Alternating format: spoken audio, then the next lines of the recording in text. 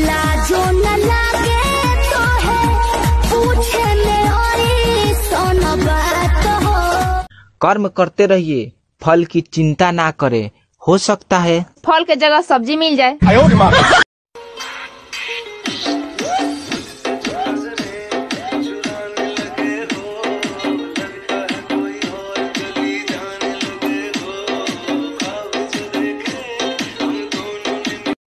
अपने आप पर गर्व तो तब होता है जब परीक्षा हॉल में बैठे हो और कुछ नहीं आ रहा है और पीछे से सर बोलते हैं, ओए सीधा बैठ, पीछे वाला देख रहा है।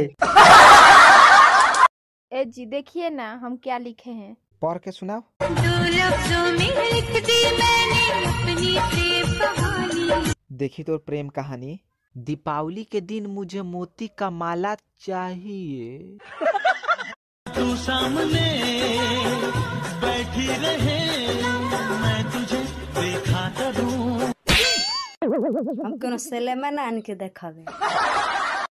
कान खोल के सुन ल। बुझतानी हो बुझतानी जवन चक्कर चलावतार हमके छोड़ भाभी ये क्या पटावतार। करे सुनत नहीं कि स्कूल भर में सबसे तेज ते ही रोली हो। हाँ जी। तो फेल कैसे हो गई हो? तेरे कारण मारे के दिमाग का चौली उड़ी आ जाई। हम ये कहत नहीं रात भर बतियावे के। पापा हम तोरा जोड़े मेरा ना जाए। काहे रे? ना जाए। तू काहे ना जाबे रे मिला हमरा जोड़े? अकेले जाएम तो माल पटाई। मैं तुमसे अकेले में मिलना चाहता हूँ।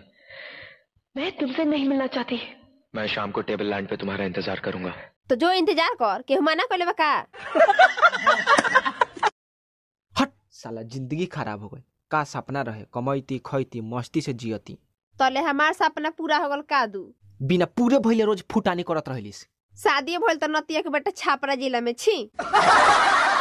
प्यार में तोहरा पिटाइल बानी घर से, नईख मिलत बाबूजी के डार से।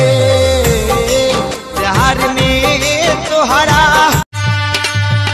हमरे धनिया का पातर कमार हो धरत बड़ी डर लागेला।